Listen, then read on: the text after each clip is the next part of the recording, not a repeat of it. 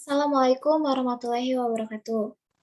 Yang terhormat, Bapak Dr. Muhammad Halimi, MPD, dan Bapak Kanigara Hawari, SHMHCLA sebagai pengampu dari mata kuliah Hukum Pajak kali ini. Puji syukur, marilah kita panjatkan kepada Allah Subhanahu wa Ta'ala karena telah memberikan rahmat kesehatan sehingga kita dapat presentasi pada hari ini. Saya Nurul Hanifah diamanahi sebagai moderator yang akan membantu jalannya kegiatan presentasi kali ini. Adapun topik presentasi kali ini yaitu membahas mengenai pajak penghasilan. Boleh di next?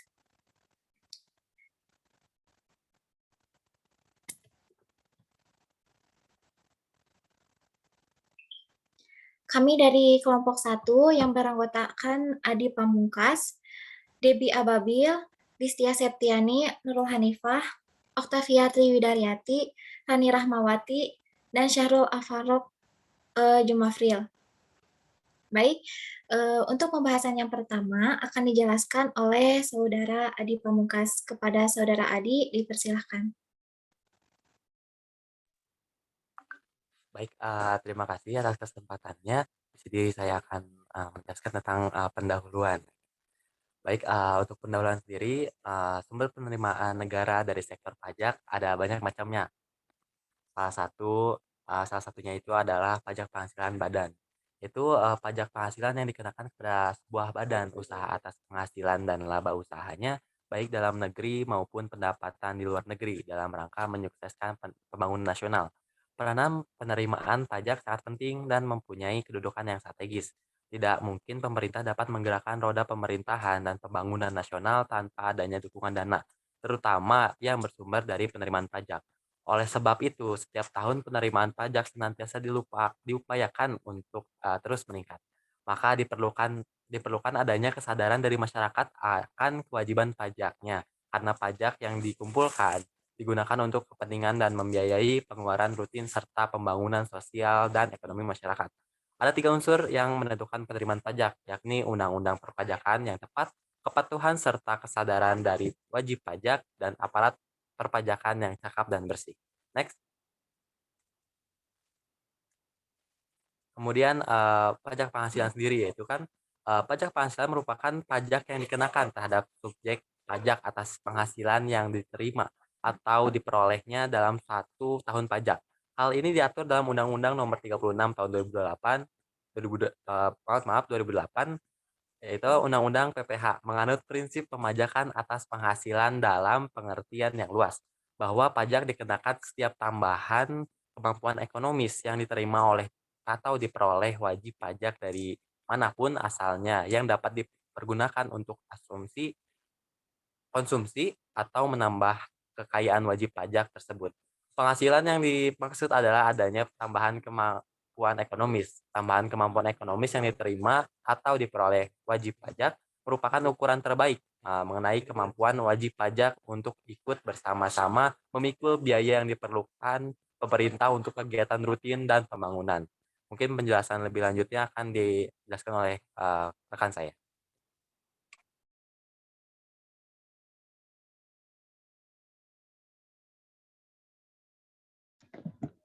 Baik, selanjutnya ada objek pajak penghasilan.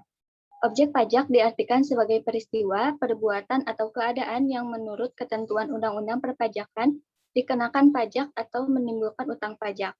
Khusus pajak penghasilan ada pengecualian sebagai subjek pajak atas orang atau benda tertentu. Apabila atas suatu peristiwa, perbuatan, atau keadaan yang telah memenuhi tatbespen harus sesuai karena harus melihat apakah orang atau badan yang menerima penghasilan tersebut subjek pajak atau bukan. Pada PPh yang menjadi objek pajak adalah penghasilan, yaitu setiap tambahan kemampuan ekonomis yang diterima atau diperoleh wajib pajak, baik yang berasal dari Indonesia maupun dari luar Indonesia, yang dapat dipakai untuk dikonsumsi atau untuk menambah kekayaan wajib pajak yang bersangkutan dengan nama dan dalam bentuk apapun. Selanjutnya. Yang pertama ada objek pajak yang dikenakan PPh secara final. Penghasilan yang dapat menjadi objek pajak yang dikenakan secara final yaitu penghasilan berupa bunga deposito atau tabungan lainnya, bunga obligasi atau surat utang negara, dan bunga simpanan yang dibayarkan oleh koperasi kepada anggota koperasi orang pribadi. Penghasilan berupa hadiah undian, penghasilan dari transaksi saham atau sekuritas lainnya, penghasilan dari transaksi pengalihan harta berupa tanah dan atau bangunan, atau penghasilan tertentu lainnya. Kemudian objek pajak PPh menurut BUT. Pertama, berdasarkan pasal 4 ayat 3 Undang-Undang PPh yang menjadi objek pajak PPh, BUT diantaranya penghasilan dari usaha atau kegiatan BUT tersebut dan dari harta yang dimiliki atau dikuasai. Kemudian penghasilan kantor pusat dari usaha atau kegiatan penjual barang atau pemberian jasa di Indonesia yang sejenis dengan yang dijalankan atau yang dilakukan oleh BUT di Indonesia. Yang terakhir, penghasilan yang disebut dalam pasal 26 Undang-Undang PPh yang diterima atau diperoleh kantor pusat sepanjang mendapat hubungan efektif antara BUT dengan harta atau kegiatan yang memberikan penghasilan yang dimaksud. Selanjutnya akan dijelaskan oleh saya. Selanjutnya yaitu bukan objek PPh. Diatur dalam pasal 4 ayat 3 Undang-Undang PPh yang tidak termasuk objek PPh diantaranya yaitu bantuan atau sumbangan termasuk zakat yang diterima oleh badan amal zakat atau lembaga amal zakat yang dibentuk atau dilakukan oleh pemerintah dan yang diterima oleh penerima zakat yang berhak atau sumbang keagamaan yang sifatnya wajib bagi pemeluk agama yang diakui di Indonesia. Kedua, harta hibah yang diterima oleh keluarga, sedarah dalam garis keturunan lurus satu derajat beda keagamaan, badan pendidikan, badan sosial termasuk yayasan, koperasi atau orang pribadi yang menjalankan usaha mikro dan kecil. Yang ketiga, warisan. Keempat, yaitu harta termasuk setoran tunai yang diterima oleh badan sebagai pengganti saham atau sebagai pengganti penyertaan modal. Kelima, penggantian atau imbalan sehubung dengan pekerjaan atau jasa yang diterima atau diperoleh dalam bentuk natura dan atau kenikmatan dari wajib pajak atau pemerintah kecuali yang diberikan oleh bukan wajib pajak. Next.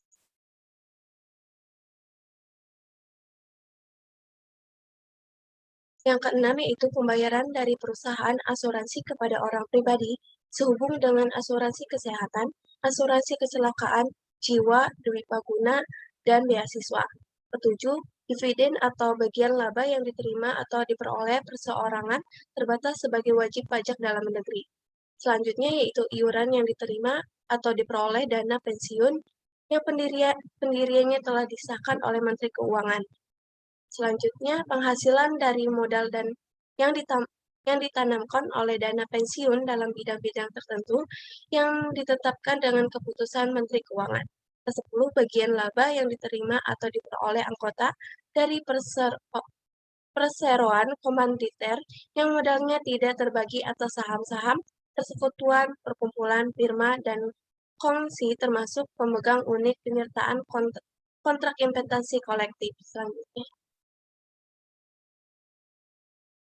Yang ke-11 yaitu penghasilan yang diterima atau diperoleh perusahaan model Ventura, yaitu suatu perusahaan yang kegiatan usahanya membiayai badan usaha sebagai pasangan usaha dalam bentuk penyertaan modal untuk suatu jangka waktu tertentu. Ke-12, beasiswa yang memenuhi persyarat tertentu yang ketentuannya diatur lebih lanjut dengan atau berdasarkan peraturan Menteri Keuangan. Ke-13, sisa lebih yang diterima atau diperoleh badan atau lembaga nirlaba yang bergerak dalam bidang pendidikan atau bidang penelitian dan pengembangan yang telah terdaftar pada instansi yang membidanginya. Yang terakhir yaitu bantuan atau satu santunan yang dibayarkan oleh Badan Penyelenggaraan Jaminan Sosial yaitu BPJS kepada wajib pajak tertentu yang ketentuannya diatur lebih lanjut dengan atau berdasarkan peraturan Menteri Keuangan. Selanjutnya akan dijelaskan oleh saya.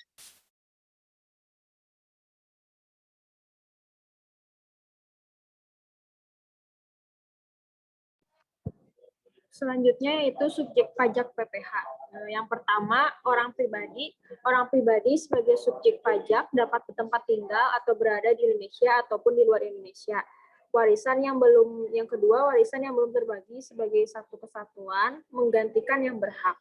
Warisan yang belum terbagi sebagai satu kesatuan merupakan subjek pajak pengganti, menggantikan mereka yang berhak, yaitu ahli waris. Penunjukan warisan yang belum terbagi sebagai subjek pajak pengganti dimaksudkan agar pengenaan pajak atas penghasilan yang berasal dari warisan tersebut tetap dapat dilaksanakan. Yang ketiga, badan, yaitu sekumpulan orang dan atau modal yang merupakan kesatuan baik yang melakukan usaha maupun yang tidak melakukan usaha yang meliputi perseroan terbatas, perseroan komanditer, dan perseroan lainnya. Selanjutnya. Lalu ada pula bentuk usaha tetap atau bisa disebut BUT. BUT merupakan subjek pajak yang perlakuan perpajakannya dipersamakan dengan subjek pajak badan. BUT adalah bentuk usaha yang dipergunakan oleh orang pribadi yang tidak bertempat tinggal di Indonesia. Orang pribadi yang berada di Indonesia tidak lebih dari 183 hari dalam jangka waktu 12 bulan.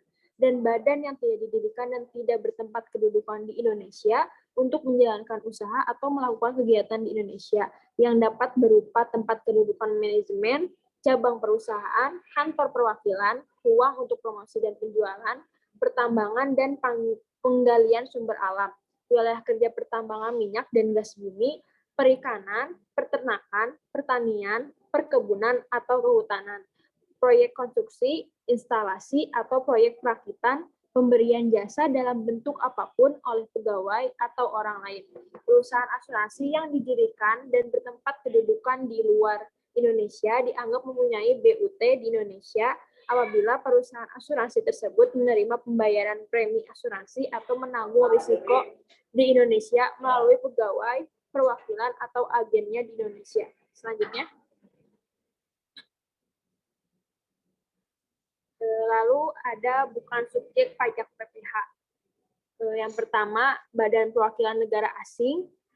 Yang kedua, pejabat-pejabat perwakilan diplomatik atau konsulat atau pejabat-pejabat lain dari negara asing dan orang-orang yang diperbantukan kepada mereka yang bekerja pada dan bertempat tinggal bersama-sama mereka dengan syarat bukan WNI.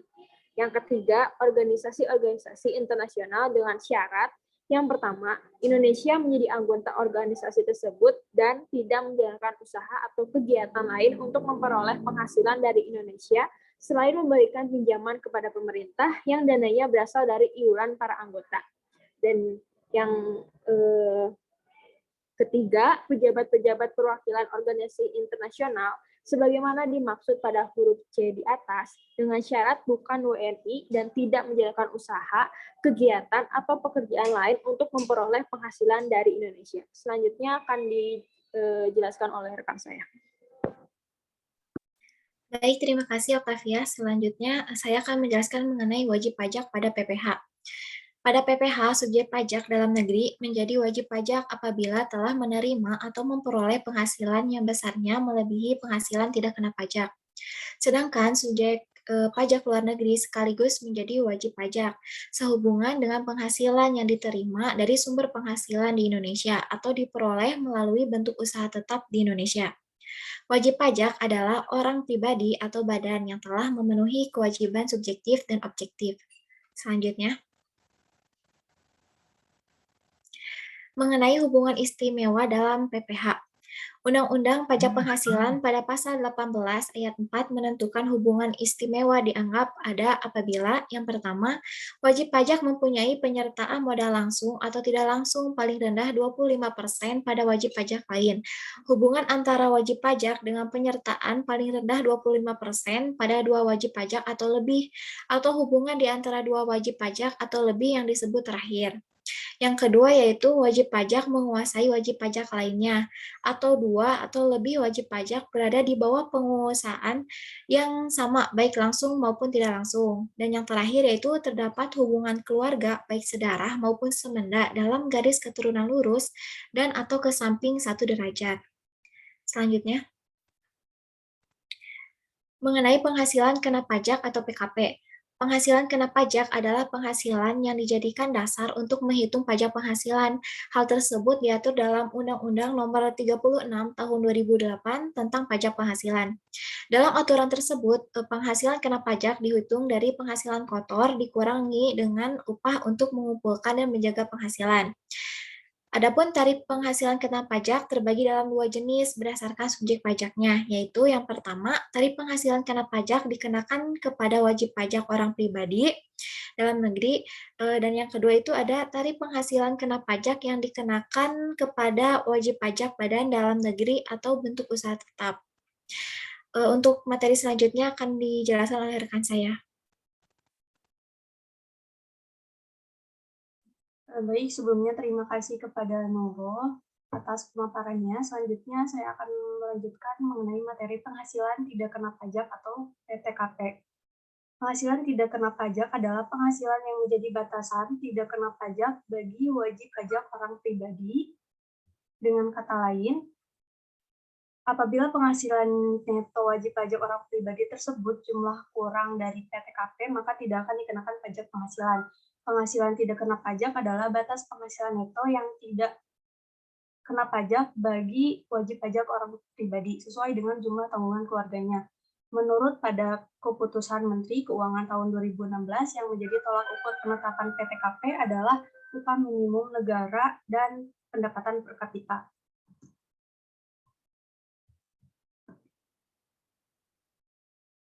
Kemudian selanjutnya yaitu mengenai penyelesaian sengketa pajak penghasilan PPh pasal 21 melalui pengadilan pajak. Adapun upaya yang dilakukan seseorang demi menyelesaikan konflik pajak yaitu 1. Upaya hukum keberatan. Ketika wajib pajak memperoleh suatu surat ketetapan pajak serta merasa tidak puas atas ketetapan pajak dimaksud, maka harus pajak dapat mengajukan upaya hukum menggunakan nama keberatan. Ketentuan pasal 25 Undang-Undang KUP, upaya aturan keberatan diajukan ke Direktorat Jenderal Pajak, yaitu ke Kantor Pelayanan Pajak KPP kawasan di mana wajib pajak terdaftar. Kemudian yang kedua yaitu upaya hukum banding.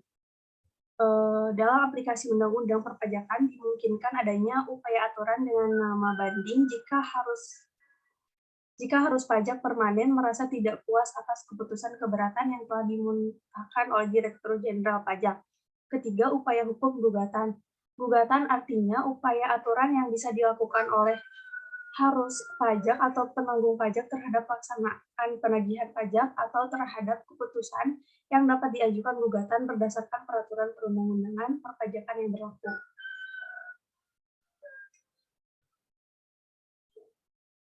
Kemudian di sini ada mekanisme penghitungan pajak penghasilan PPh orang pribadi dan badan.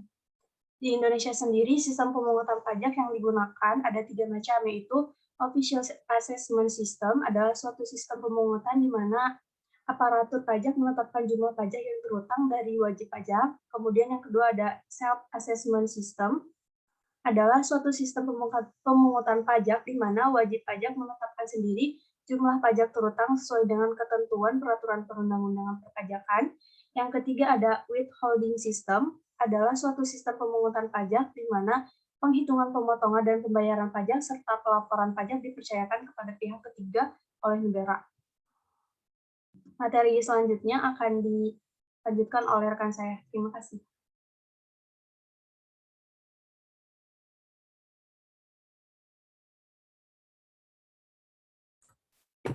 Baik, di sini saya akan menjelaskan tentang pajak penghasilan orang pribadi.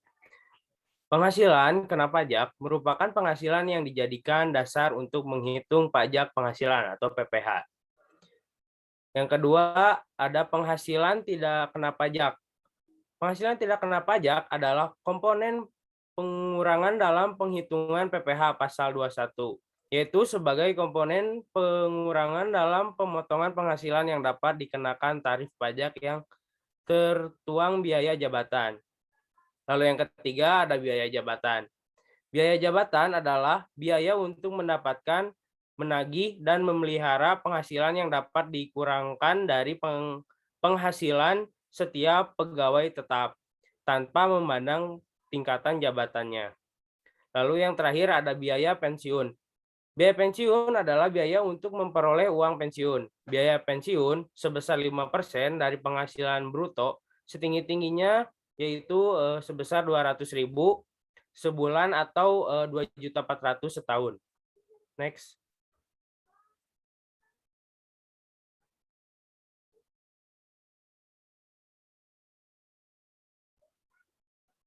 Lalu di sini ada penghasilan pajak badan usaha, yaitu sekumpulan orang dan atau modal yang merupakan kesatuan baik yang melakukan usaha maupun yang tidak melakukan usaha, yang meliputi perseorangan terbatas, perseroan komanditer, perseroan lainnya.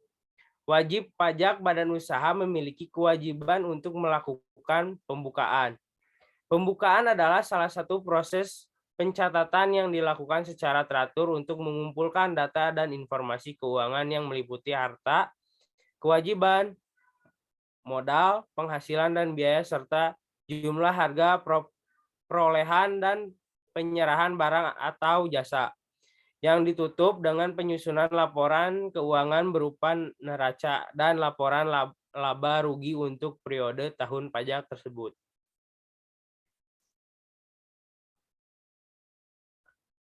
Kesimpulannya, pajak penghasilan merupakan pemungutan pajak dari berbagai pendapatan yang diperoleh masyarakat atau badan usaha. Pajak penghasilan adalah pajak yang dikenakan terhadap subjek pajak dengan penghasilan yang diperoleh per tahunnya.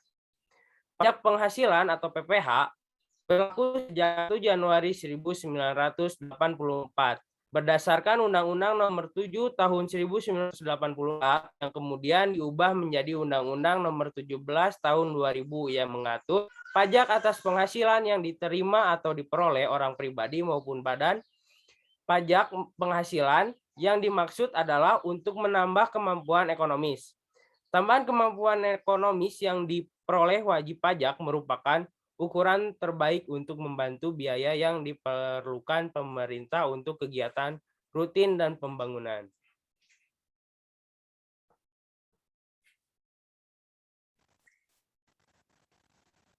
Baik, alhamdulillah rangkaian presentasi telah selesai. Terima kasih saya ucapkan kepada rekan-rekan yang telah memaparkan materinya. Demikian presentasi kali ini. Saya sebagai moderator memohon maaf atas kesalahan dan kekurangan kami. Terima kasih atas perhatiannya. Wassalamualaikum warahmatullahi wabarakatuh. Waalaikumsalam warahmatullahi wabarakatuh. Waalaikumsalam.